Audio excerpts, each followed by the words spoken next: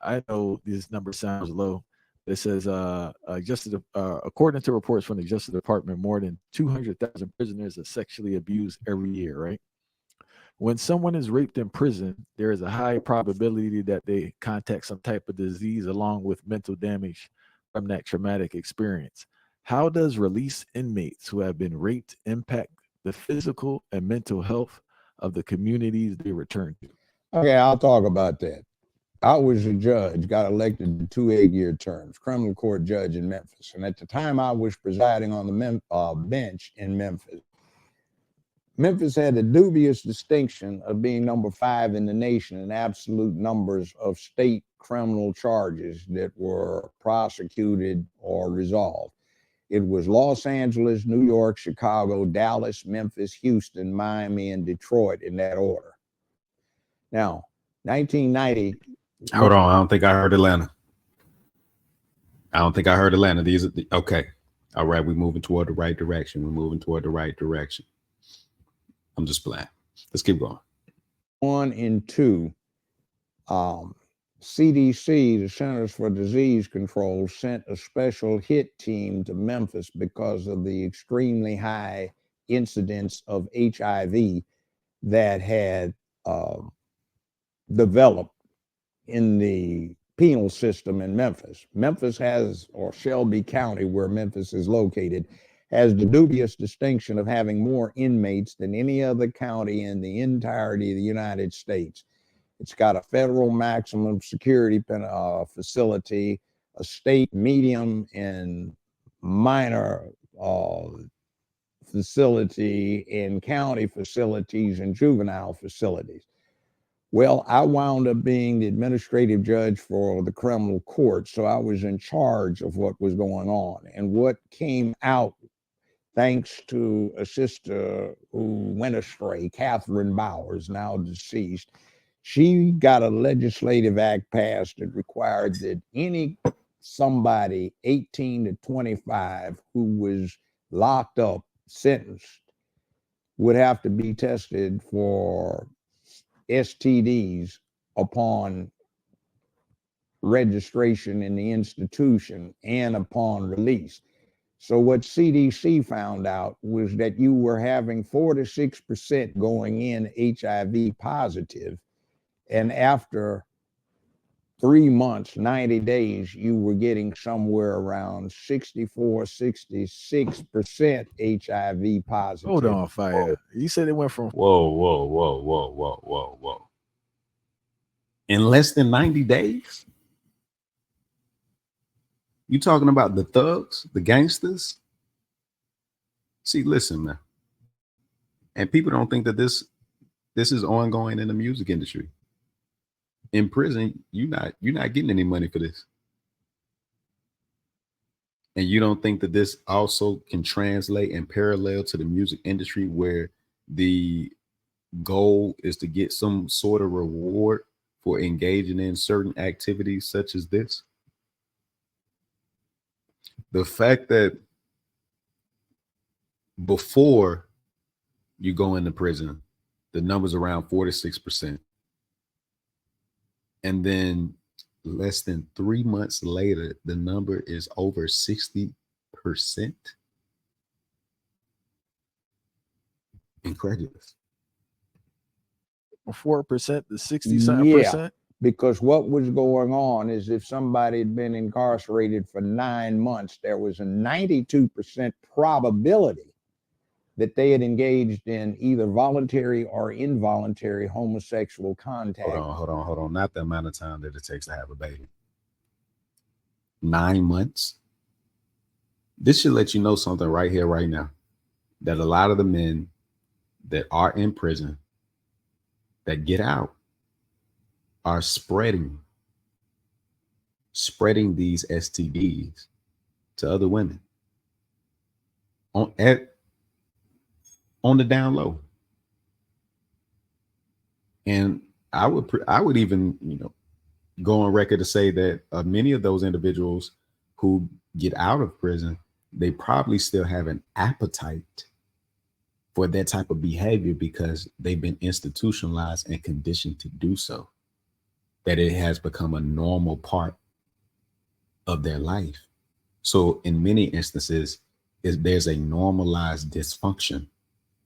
So when you've been engaging in something for so long, it becomes normal to you. So these type of activities of raping another man, voluntary or involuntary, become a part of your everyday life 24/7. And imagine men who thought that they would never get out, or they're in prison for 10, 20 years. There are very few who either have been engaged in or who are just left alone entirely in these type of situations. But 90, so look at this. So prior to you getting into prison, 4 to 6%, you being in there for 3 months, a 60 to 70% chance that you have HIV/AIDS. Now, this doesn't account for those that, let's say, don't have HIV/AIDS and they're still engaged in an activity anyway. So you know that that number can spike and be significantly higher, probably around a 70, 80%, but we won't speculate. We'll keep going. Then you have at least 9 months and 92% of the men that are in prison have some form of STD. This is just outrageous. Let's keep going. With some other inmate. The bad problem is that what was going on in, say, Memphis is in certain areas of Memphis, you had a situation where 9 out of every 11 male blacks between 18 and 29 were not just on probation or parole, but were actually incarcerated. So what wound up happening is you had 8 out of every 13 females in the same group had the problem. But what was going on is the 2 out of 11 that had already done time were out there dealing with the remaining 4 women out of that group who were not on probation or parole. Typically, women didn't get the time. They got put on probation or parole more so than the guys. So you had a massive HIV problem. And I would have every last Thursday in the month reserved for petitions to suspend remainder of sentence, where people were locked up in the county system where I still had jurisdiction. So I can remember one instance where I had like 23, 24 people applying for petitions to suspend remainder of sentence on this one particular Thursday. And 11 of them were interesting because I'm reading their reports and they had each had homosexual contact with each other, and all of them were HIV positive. So their defense lawyers wanted to approach the bench and asked me as the court not to publish this. I said I'd take it under advisement. Now I'm listening. Hold on. We're not just going to gloss over that. This is the power of a judge. Number one, the fact that he's able to share these experiences with us is insightful and necessary learning for us to understand the judicial process and for us to understand the reality of what is going on behind the scenes. Number two, the fact that the defense attorney did not want this information published without there being any other requirement to force those men to be honest with their own sexual partners creates a very dangerous situation in which they are possibly endangering these women because they're not even telling them that they have HIV. And if you look at the time period that he was a judge, if we're talking about during the 90s, I mean, this is a very hectic time. I mean, at that point, no cure, no known cure at that point. I mean, this is a very, very interesting time where HIV/AIDS was very much a hot topic issue and a issue of medical grave concern. So Let's keep going. Let's unpack this. All of these women come in, they wanted their man back so they could take up habitation with him again and, you know, set up the family. So instead of dealing with them one at a time, I dealt with all of them and reserved ruling. And I called all of these women back up. I was pretty good with names then. So I said, Miss Thompson, Miss Jackson, Ms. Willis, Miss So-and-so, would you please come back to the bar there? Said, now each of you has indicated that you wish to take back up with the individuals you have testified in support of. Is that correct, ma'am? Ma'am? So, okay. The court has been asked not to reveal this, but the court must, in the interest of public safety, disclose to you the fact that each of these individuals that you have testified in support of is HIV positive. 4 of them have active cases of AIDS. And that means, and one of them says, oh, hell no, ma'am, please. What that means is if you have sex with them, you are dead. There is no known cure. This is like 93, 94. All right. See, listen, I literally just said this. The time period of that definitely matters. And the fact that these men in the 90s, these, you know, mostly so-called black men are engaging in this behavior at that time period, that is very dangerous. And just think about how those things are being passed on in the spirit to the children. And so you're dealing with the sins of your father. And so a lot of these things, as I always mention, are spiritually transmitted diseases, even more so than just the sexually transmitted diseases. It is the spirit, it is the sins that are being passed on to the children. And unfortunately, a lot of these men would have never, you know, possibly never even had the inclination to share this information with the person that they're with. And that is dangerous. There should be a responsibility on anybody that knows that they have something where a person needs to make a conscious choice on whether they would like to deal with that. Do they love you that much? They give people a choice. Do not take away that choice for them. And the court feels that it must apprise you of the danger. See, but that was a regular thing. So you're looking at all of these people that are going for bad, and they've been booty busting each other. And see, not only that, there was another thing too, which dealt with rape.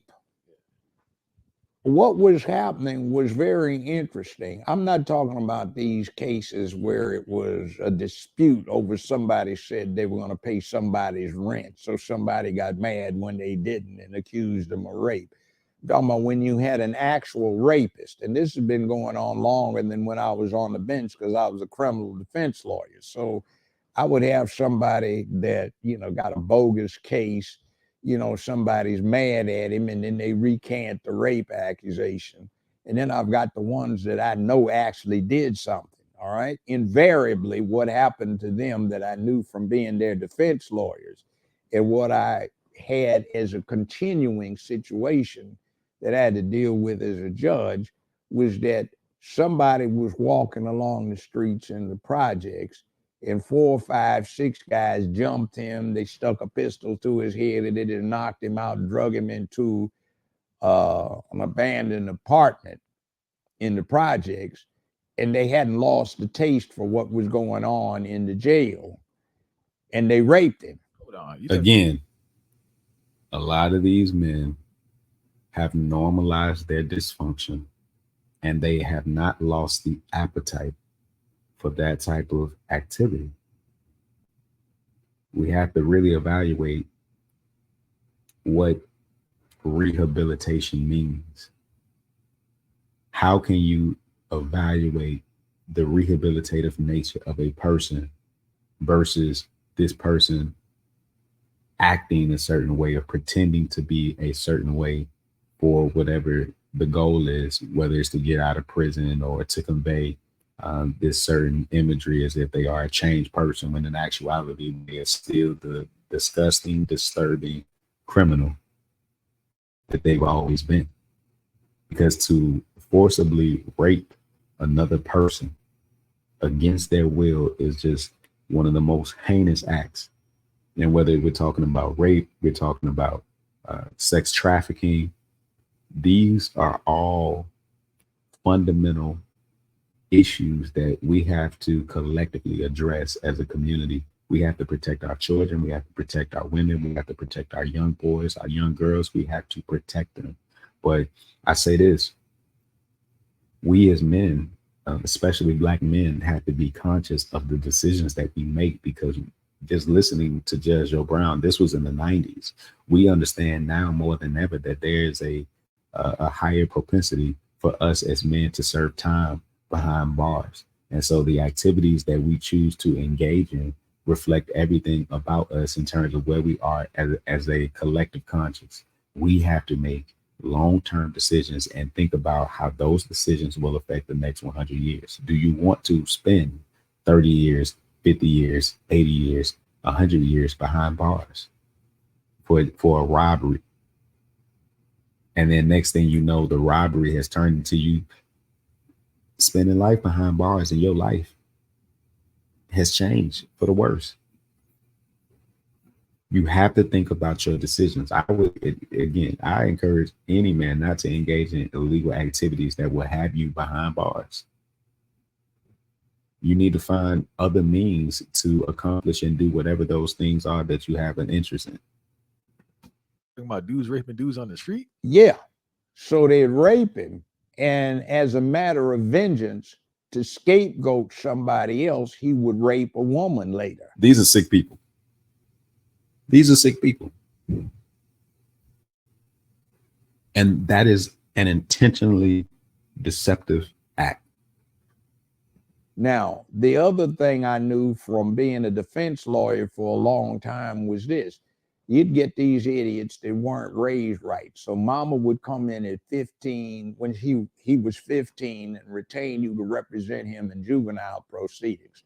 So it'd be money coming in, you know, pay your secretary, pay your rent and all of your expenses and stuff like that. So by the time this guy got 18, 19, mama wasn't paying so much anymore. He'd have 4 women come in.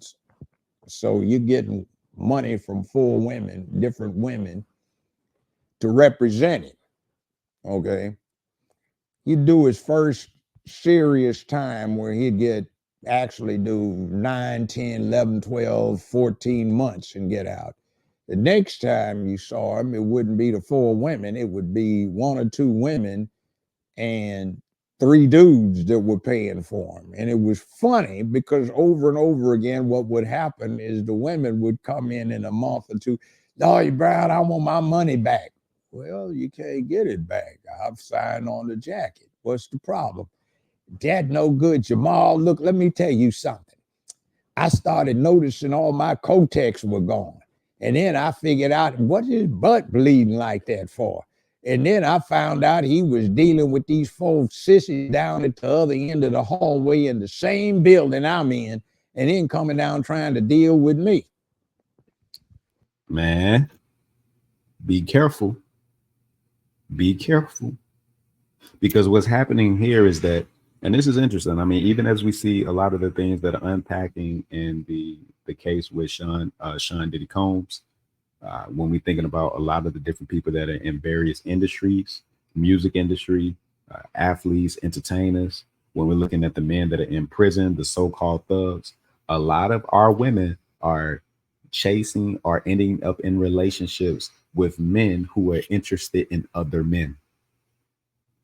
I repeat, a lot of our women are ending up in relationships, or they are fantasizing, or they are thinking about how they can be with men who are actually interested in other men. And that is very dangerous, because what is happening is that because a lot of these men are not really interested in having serious relationships with are women, that leads to a dynamic and a rapport between that man and that woman that is counterproductive, counterintuitive, and spiritually malaligned. And so now, when a woman gets around a real man, a heterosexual man, she may not even know how to respond or even know how to engage with said man, because all her life, from the celebrities, certain celebrities, from the men that are in prison, from the thugs that she has this interest in, they're actually interested in other men. They actually prefer to have, as you know, as Judge Joe Brown put it, to have their anus played with. That is very, very disturbing. And this lets you know that we have to advise and explain how to recognize those that are quote unquote heterosexual and those that are other.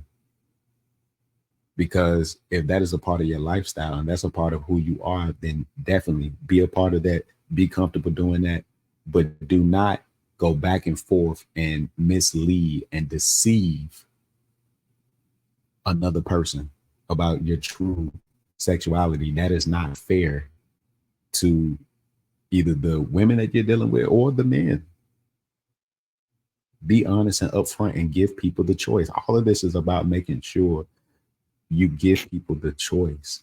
Don't take away people's choices. And a lot of this, again, comes down to your decisions. You have to make a choice about how you're going to live your life. Are you going to be forthright and transparent and honest? And this goes back to the concept of nihilism that Judge O'Brien spoke about before. A lot of people do not live their life with integrity. And this is just one of those circumstances. So, Judge, there's a real scary part to it, because I'm not saying all. I don't want to be clear, right? But there are a lot of women within our community that have a infatuation with people who are in and out of prison. I know. I just said this. Literally. Think about what you view as masculine. It's wrong. It's skewed. It's skewed. This imagery that you have of what masculinity is has been fed to you only for you to realize that it is not only counterintuitive and counterproductive to your community, to your race at large, but it's also counterproductive for your own health.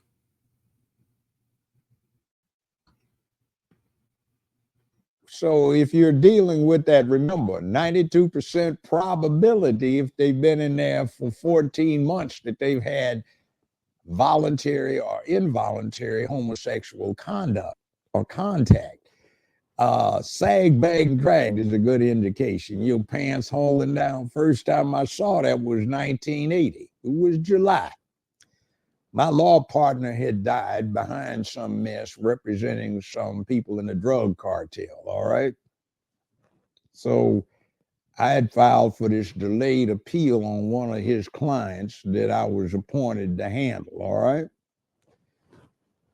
It's 105 degrees. This is the main penitentiary up in Nashville, and the air conditioning had broken down in the attorney-client visitation room. So if you didn't mind being out on the yard with them, they'd let you interview them out in the yard. So I've got a yellow tablet, and I'm out there taking notes on this guy's delayed appeal.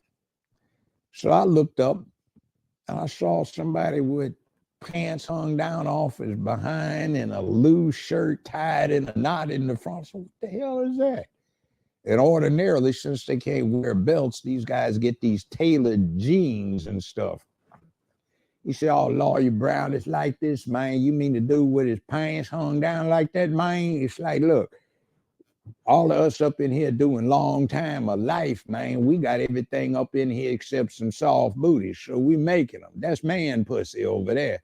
See, he doing short time. So that's the signal to everybody to bust him out, turn him out. See them over there with the dresses and the wigs and the weaves? We gonna turn them into that. So see them trees over there with his pipes like that, man, when the guards ain't around, we bend them down, pull them down, get down. And when he on the block, man, you know, like we don't let him wear his pants, man, and he don't get to wear no panties. That shirt, that be his dress, man. We already done made him some jewelry up metal shop, and Jamal got. All right. So listen, man, be careful out here, man. Your health, your community. I mean, it depends on it. You got to be careful. You got to really think about these things and the type of people that you have these relationships with. Listen, you know, this needs to probably be part of a manhood series. You know, what is manhood? I mean, and he has some more comments on this as well that we'll take a look at. But you know, special shout out to I Never Knew TV. Definitely go like, comment, and subscribe. Definitely like, comment, subscribe to the Porter Perspective, and we'll keep it going from there.